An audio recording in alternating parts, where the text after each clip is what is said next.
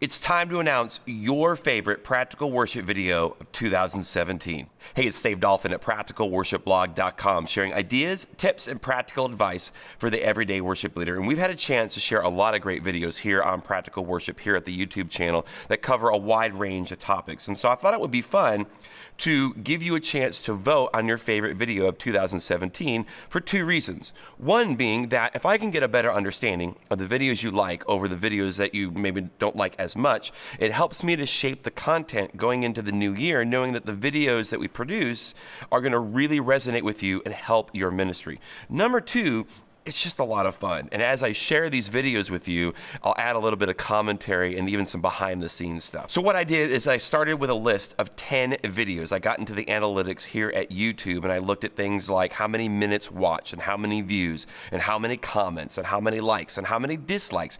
All those kinds of triggers show me which videos resonate with you more than other videos. Then I took those videos, I made a survey in type form, and I gave you an opportunity to vote on your favorites. And so we've collected all the data, and now it's time to share with you the top 5 practical worship videos of 2017.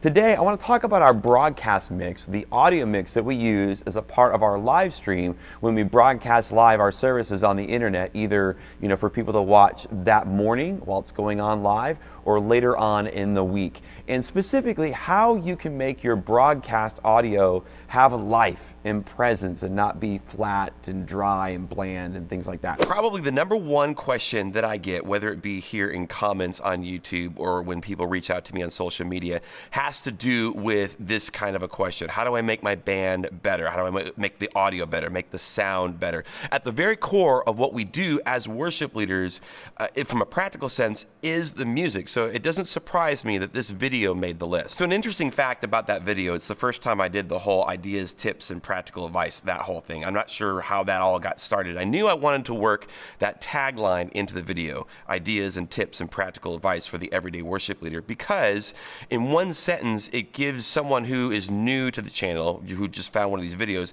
gives them an idea of who these videos are for and what they're about. If that's you, you keep watching. If it's not you, you move on to something else. So I wanted to work that in. I also have this habit of talking with my hands, and so I just started doing things.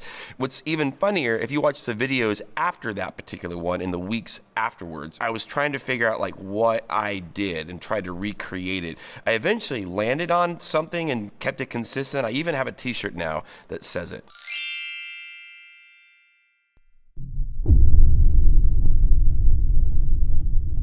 Today, giving you a tour of our electric guitar position here at the church. Now, one of the things I should probably mention up front is that we provide all the backline for the instrument positions here at the church. So that's pretty common to maybe have a drum set that you have all of the drummers use. It might actually be pretty common to have a church keyboard that all the keyboard players use. But when it comes to the electric guitar player position, it's pretty unusual to say, hey, we own the pedals and we own the amp and we want you to play that. And it was that statement right there that started a firestorm. That video wins the award for the most dislikes, I think, in the history of the entire channel. I still don't fully understand why we can say this to a church drummer and say it to a church keyboard player, but we can't say it to a church guitar player. But I also admit that I'm not an electric guitar player. But I think that speaks to one of the core values here at Practical Worship, in that I never want to tell you, you should do it this way. Rather, I'm showing you how we do it. And if it helps you, great. If it doesn't work in your situation, if that would never work, only you can decide that, if it works in your situation or not. I think we get into a dangerous place when we start saying you ought to or you should, not knowing anything about the size of your church, the history of your church, the denomination of your church, the geographical location of your church. When we start saying things like you should run tracks, or you shouldn't run tracks, or you should make your people memorize the music, or you should use music stands, or any of those things, every church is different. And so when you start saying things like you should or you ought to and you don't know the context, that can be a real dangerous place. So in our context, we tell our electric guitar players that you use our backline. That may not work in your situation with your volunteers, and I totally understand that. And whether you are a pastor or you get paid to lead worship at your church, or you just simply serve on the team, it is really easy to get burnt out. So let's talk about that. How do you avoid burnout? How do you prevent it? And how do you know you might be going down that path and stop it before it's too late? I think why this video resonates with so many people and why it was so important for me to make is that burnout and just how hard ministry is kind of this silent killer. It's one of those things that's very prevalent in all kinds of churches and ministries, but we just don't talk about it a lot. And I even personally went through a season where I was burning out and really questioning, do I continue to push through with this? Is it worth doing? And certainly it is. But the thing we need to recognize is that even if you work for a Christian business, and I did work for a Christian business, even that is different than working in the local church. There's just something about the local church that the enemy has its sights on and it's going after. And any enemy, including the enemy, if he's going to rip something apart and destroy it, he's going to do it from the inside out. So if that means if you are a worship pastor, if you're on staff, if you are a core volunteer in your church, he's going after you. This spiritual warfare thing is a real thing. It's no joke. And so I wanted an opportunity to say, this is real. You're not crazy. You need to get help, and this is how you can do that. So how do you make it scalable? That was the big question. So we just started figuring it out. Okay, what's the baseline, what's the least common denominator for our music? We figured that out. It's a 4-piece band, some singers, and some tracks. That's pretty normal to most churches that are doing this. And we had to take a lesson from smaller churches and go, what's working for you? This is something that I see as a big need in the church. We are all inspired by these very large churches. And I mean, they're really good at what they do. They have large budgets. They have insanely talented people doing the things that they do. And a lot of these conferences that we go to are hosted by these large churches because they have the resources to pull this off. The problem is that the average size church in the U.S. is 200 members. And so we are tasked with taking this large vision that we see and scaling it down to something that works for us.